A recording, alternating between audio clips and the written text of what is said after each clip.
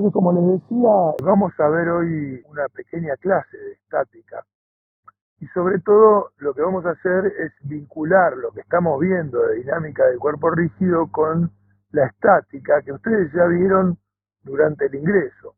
Ahora, claro, tenemos una perspectiva diferente y podemos entender las cosas desde otro lugar. A mí sobre todo me interesa recalcar un poco históricamente y relacionando cómo es el asunto, porque nosotros estamos en la dinámica del cuerpo rígido, donde estudiamos las dos ecuaciones universales de la dinámica del cuerpo rígido. Una que se refiere a la suma de las fuerzas, que me permite calcular la aceleración del centro de masas, y la otra que se refiere a la suma de los momentos de las fuerzas que actúan sobre el cuerpo y que me permite relacionarlo con la aceleración angular que el cuerpo adquiere. Y ambas se relacionan a través de esta magnitud que medía la inercia. En el caso de las fuerzas, se medía a través directamente de la masa del cuerpo. Esa masa medía la inercia, la resistencia que tiene el cuerpo a cambiar su velocidad. Pero en el caso de las rotaciones, lo que medía esa resistencia era el momento de inercia, que era una magnitud que involucra a la masa, pero también involucra a la distribución, cómo está distribuida esa masa respecto del punto alrededor del cual esté rotando. Sin embargo, nosotros, sin haber visto nada de eso en el ingreso, pudimos hablar de la estática y pudimos hablar de dos condiciones que se conocían como condiciones de equilibrio, si se acuerdan. La primera dice que un cuerpo está en equilibrio cuando la suma de las fuerzas es igual a cero. Parecería que esta ecuación surge de la que tenemos a la izquierda, ¿sí? Porque yo digo, bueno, a ver, ¿qué era el equilibrio? El equilibrio era cuando un cuerpo estaba en reposo o en MRU, porque sabemos que el reposo no se puede distinguir del MRU. Entonces el equilibrio, en cuanto a la traslación, vendría dada por el reposo o el MRU. Y bueno, si la aceleración es cero, esta cuenta me da cero y de la primera ecuación universal llego a la primera condición de equilibrio. Y eso es cierto. Sin embargo, es importante que entendamos que la primera condición de equilibrio se conoció 100 años antes de la primera ecuación universal. Porque la primera condición de equilibrio, y la segunda también, fueron establecidas por Galileo Galilei, nuestro héroe. Galileo estableció las condiciones de equilibrio y sin embargo Galileo no tenía la menor idea de la inercia, o mejor dicho, tenía una vaga idea, como dijimos, pero todavía no había encontrado la magnitud que la midiera, ni había entendido muy bien cómo funcionaba. Con lo cual, él pudo establecer esa condición de equilibrio sin saber nada acerca de qué pasaba con las aceleraciones del cuerpo y con la resistencia que tuviera a cambiar su velocidad. Ya sabemos que a la muerte de Galileo nace Newton, o sea que esa es la diferencia de la que estamos hablando cuando hablamos de unas ideas y las otras. Galileo había desarrollado toda la estática y toda la cinemática que nosotros estudiamos y no tenía la menor idea de lo que era la inercia todavía, y lo pudo hacer. Con lo cual, no es cierto históricamente que la primera condición de equilibrio surja de la primera ecuación universal. No, fue entendida muchos años antes de conocerse la primera ecuación universal. Y lo mismo pasa con la segunda. Fíjense, acá digo lo mismo, digamos, el equilibrio en cuanto a la rotación lo tendríamos cuando un cuerpo tiene un movimiento con velocidad angular constante. Bueno, en ese caso, fíjense, ¿no? Acá tenemos que para que un sistema esté en equilibrio, la suma de los momentos tiene que ser igual a cero. Y acá veríamos que si la aceleración angular vale cero, la suma de los momentos sería igual a cero. Sin embargo, otra vez lo mismo. Esta ecuación no surgió de esta. Esta fue mucho tiempo anterior a esta. Eso también nos habla de la genialidad de Galileo y que simplemente le faltó tiempo para llegar a otras cosas. Menos mal que nació Newton, que fue otro genio que vino a completar el asunto, ¿no?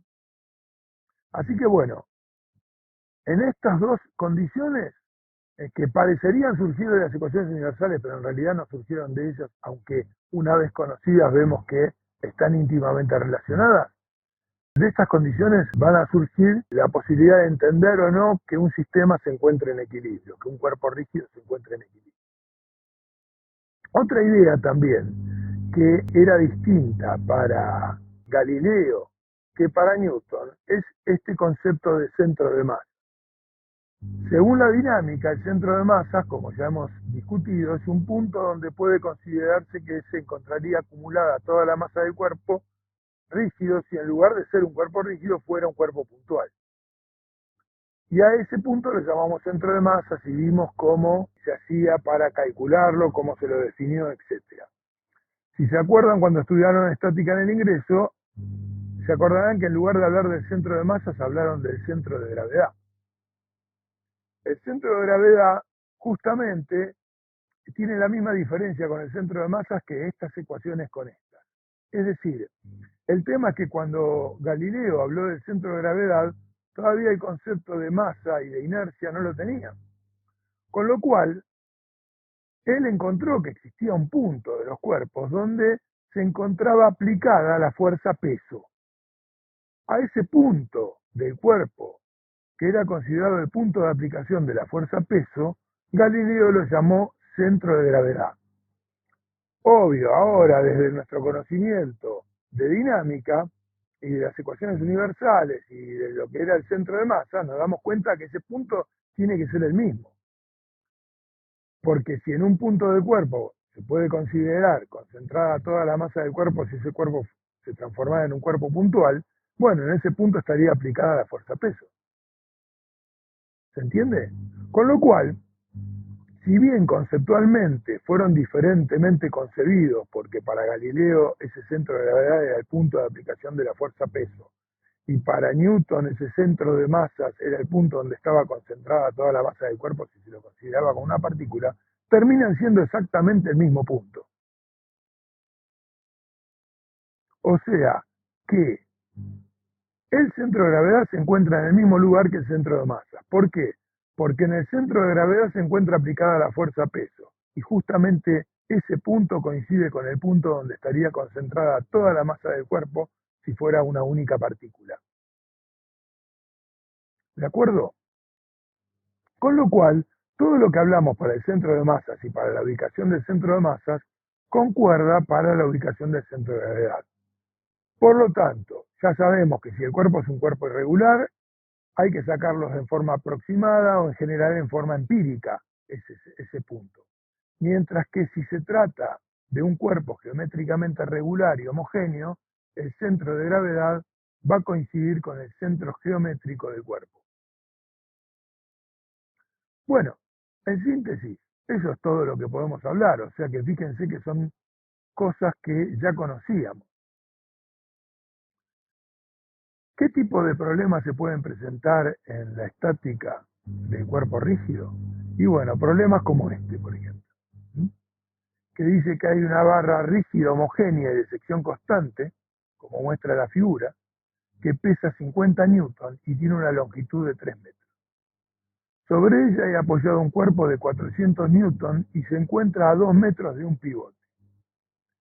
El sistema se pone en equilibrio gracias a una soga que mantiene a la barra atada a un tabique lateral, siendo el ángulo que forma con el tabique 37 grados. O sea, este ángulo que hay acá será 37 grados. Calcular la tensión en la soga y la reacción en el pivote. Entonces, bueno, ¿por qué es un problema de estática? Y porque justamente me dice que el sistema se pone en equilibrio gracias a la soga. O sea que se encuentra en equilibrio. Si el sistema se encuentra en equilibrio, el problema obviamente será un problema de estática. Acá tenemos una barra rígida homogénea, por lo tanto, ¿dónde va a estar su centro de gravedad? En la mitad de su longitud. En medio. Muy bien, acá, en el centro geométrico, acá lo marqué. ¿Sí? Hay un cuerpo apoyado, como vemos acá. Este punto es un punto donde la barra puede pivotear, es decir, puede girar alrededor de este punto. Pero claro, no está girando, está en equilibrio porque se encuentra atada a través de esta soga a este tabique. Cuando tengo que analizar un problema de este tipo, un problema de estática, por supuesto voy a tener que determinar qué fuerzas actúan en el sistema. En este caso, podemos decir que actúa sobre la palanca, el peso de la palanca que está aplicado en el centro de gravedad, que está en el centro geométrico de la barra. Además, tenemos este ladrillo apoyado arriba. Este ladrillo apoyado arriba tiene un peso. En realidad ese peso no es el que está actuando sobre la palanca, porque sobre la palanca lo que actúa es la fuerza que el ladrillo hace contra la palanca, que es igual a la fuerza que la palanca hace contra el ladrillo. Acción y reacción. Sin embargo, como está en equilibrio, la fuerza que hace el ladrillo contra la barra es igual a su peso. Recuerden que esto es verdad solo porque está en equilibrio. En ese caso, la fuerza normal era igual al peso. Y en ese caso, la fuerza normal es igual a su reacción, pero de sentido contrario, que actúa sobre la palanca. Por eso, en general, en los problemas de estática, directamente trasladamos el peso y hacemos de cuenta que este peso del ladrillo actuara sobre la palanca. Pero entendamos que no es el peso del ladrillo directamente que actúa sobre la palanca, sino la fuerza que el ladrillo hace contra la palanca, que tiene el mismo valor, la misma dirección y el mismo sentido. A su vez tiene que haber acá una fuerza que aplica la soga, ¿sí?, sobre la palanca, la cual acá llamamos tensión. Ahora bien, si estas fueran las únicas fuerzas que actúan sobre este sistema, esto se podría mantener ahí. ¿Por qué no se cae de este lado? No. ¿Por qué no se cae de este lado? Por el pivote, ahí está. O sea que hay una fuerza que si soy un alumno desprevenido, no la veo y no la tengo en cuenta. Pero tengo que estar muy atento, porque si hay un pivote, un punto de apoyo, ahí también tiene que haber una fuerza. Que yo supongo que más o menos será así, viendo la geometría del problema. ¿De acuerdo? En estas condiciones se deben cumplir las dos condiciones de equilibrio, es decir, que la suma de las fuerzas tiene que ser igual a cero y que la suma de los momentos tiene que ser igual a cero. Como yo acá hay dos fuerzas que desconozco, que son R y T, la reacción en el pivote y la tensión de la soga, voy a elegir aplicar una de las condiciones de equilibrio, la segunda, primero, tomando como origen de momentos el pivote. De modo tal de que como R pasa por el punto O, en este caso por el pivot, no provoca momento. Y si R no provoca momento, de las dos incógnitas, en nuestra ecuación vamos a pasar a tener una sola, T. La suma de los momentos de la fuerza se pueden tomar respecto de cualquier punto. La astucia de que está resolviendo el problema está en elegir un punto apropiado, el que facilite la resolución del problema. Por eso yo elegí justo el pivot. ¿De acuerdo? Respecto de este punto O, el peso de la palanca, o para los amigos le podemos llamar Pepe, Pepe provoca momento, P provoca momento, T provoca momento, pero R no, porque R pasa por ese punto. ¿De acuerdo? Si aplico que la suma de los momentos respecto del punto O es igual a cero, lo que tengo que hacer son productos vectoriales, con lo cual voy a necesitar definir los vectores posición de cada una de estas fuerzas. A este vector posición lo llamo R3, al vector posición de Pepe lo llamo R2 y al vector posición de P lo llamo R1. ¿De acuerdo? Y entonces esta sumatoria de momentos me quedaría dada por esta sumatoria de productos vectoriales. R1 por P, R2 por Pepe y R3 por T. La suma de todos esos momentos tiene que ser igual a cero. Bueno, voy a trabajar con este sistema de coordenadas que dibujé acá. Eje X hacia la derecha, eje Y hacia arriba y por lo tanto, por regla de la mano derecha, eje Z sale de la pantalla. Por lo tanto, fíjense, si aplico la regla de la mano derecha para el momento de Pepe y para el momento de P, veo que esos momentos son vectores que entran, ¿sí?, que entran a la pantalla. con lo cual se encuentran en la dirección de z negativo, según el versor menos k, si lo pusiéramos con los versores. Mientras que el momento de t, produciría una rotación en contra de las agujas de reloj, termina siendo un momento que sale de la pantalla, estaría en el sentido de z positivo. Dado que todos los momentos se encuentran sobre el eje z, yo voy a trabajar escalarmente sobre el eje z. Y al trabajar escalarmente sobre el eje z, me queda el módulo de producto vectorial de R por P es el módulo de R1 por el módulo de P por el seno de 90, porque R1 con P forman 90 grados, como se puede ver acá. Y el menos indica que está en el sentido contrario al eje positivo Z. Luego tendría el módulo de R2, que como es la mitad de la longitud de la barra es L sobre 2, por PP y por el seno de 90 también, porque también forma 90 grados. El signo menos, y bueno, por lo mismo que dijimos antes, es un vector que estaría entrando a la pantalla, por lo tanto se dirige en el sentido de la Z negativa.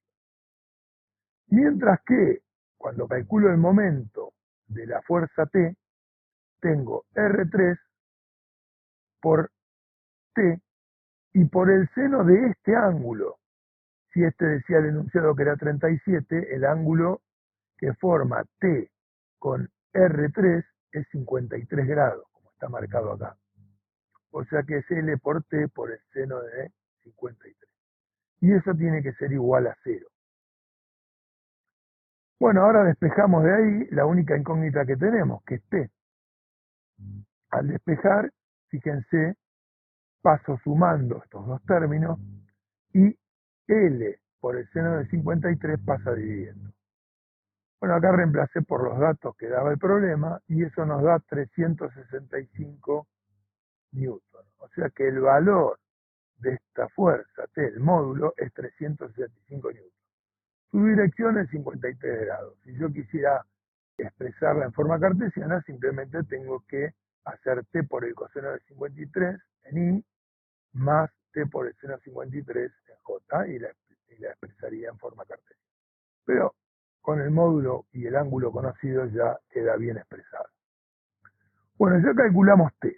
Ahora queremos calcular R. Bueno, para calcular R, lo que voy a hacer es lo siguiente. Acá apliqué la segunda condición de equilibrio y ahora, como conozco tres fuerzas y solo una de las cuatro que actúan es la que desconozco, voy a aplicar la primera condición de equilibrio. Porque para que esté en equilibrio, también debe cumplirse que la suma de las fuerzas que actúan sobre esa palanca tiene que ser cero. Acuérdense que vieron en el ingreso que son condiciones de equilibrio y que para que esté en equilibrio se deben cumplir las dos, no una de las dos, las dos. Bien, fenómeno. Viendo eso, voy a hacer un diagrama de cuerpos libres y voy a dibujar todas las fuerzas en un origen común. Tengo P y PP que actúan hacia abajo. Y tengo la tensión que va hacia un ángulo de 53 grados hacia la derecha y la reacción, que yo supongo que más o menos tiene la reacción en el pivote, supongo que debe tener una dirección más o menos como esa que dibujé ahí. Cuando calcule sabré si le acerté más o menos o no. Pero es lógico que tenga una dirección así. Bueno, hecho esto, nosotros sabemos perfectamente cómo trabajar con el diagrama de cuerpo libre. Simplemente hay que descomponer las fuerzas que no estén sobre los ejes. Ahí hago la descomposición y obtengo una componente Tx y una componente Ti para la tensión.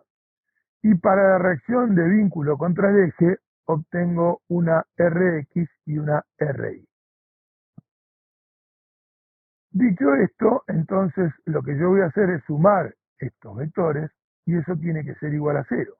Pero esa suma de vectores, como siempre, vamos a operar por componentes. Trabajando escalarmente en el eje X, tengo que el módulo de Tx menos el módulo de Rx tiene que ser igual a 0. Tx la podemos expresar como T por el coseno de 53, como está escrito acá. Y de ahí vamos a poder calcular cuánto tendría que valer Rx, la componente en X, el módulo en realidad de la componente en X, de la reacción de vínculo contra el eje, contra el pivote. Así que despejamos de ahí, T coseno de 53, T lo teníamos del cálculo que hicimos anteriormente, por el coseno de 53 nos da 219 newton. Ahora vamos a trabajar en el eje Y, y bueno, en el eje Y fíjense que tenemos a PP y a P que están en sentido contrario a las I positivas, por eso aparecen acá con signo menos, y TI y RI que están en el mismo sentido y entonces suman. Eso tiene que ser igual a 0. De ahí voy a despejar RI. Me queda el módulo de PP más el módulo de P menos el módulo de TI que es T por el seno de 53, dado que es el cateto opuesto. ¿Sí? Este componente es este cateto, ya lo hemos hablado muchas veces. Bueno, tengo 50 newton para PP y 400 newton para P, y acá tengo 365 por C8. Hago ese cálculo, me da 158 newton. Es importante que entendamos que hemos calculado los módulos de estas dos fuerzas. Los módulos de estas dos fuerzas. Pero ojo, cuando yo quiera escribir el vector fuerza, tengo que tener en cuenta para dónde apunta Rx. Y Rx está apuntando en el sentido negativo de las X. Por lo tanto, si quiero escribir vectorialmente el resultado del valor de la reacción de vínculo contra el eje, tengo que tener cuidado de no olvidarme de poner acá un signo menos. R tiene una componente en I que vale menos 219 newton y una componente en J que vale 158 newton. Por supuesto que si quisiera calcular el módulo del ángulo lo puedo hacer perfectamente, como ya sabemos, aplicando Pitágoras. Pero a mí me gusta dejarlo expresado en forma cartesiana, ya que lo calculé en cartesiana lo dejo así. ¿Se entendió, gente? Todos los problemas estáticas son parecidos a este. ¿Qué cambian? Los ángulos, la forma en que están posicionadas las fuerzas, etcétera, etcétera. Pero en todos los casos, los problemas son muy parecidos a este. Los van a ver cuando los quieran resolver. Así que bueno, es cuestión también de ponerse y trabajar en esta cuestión.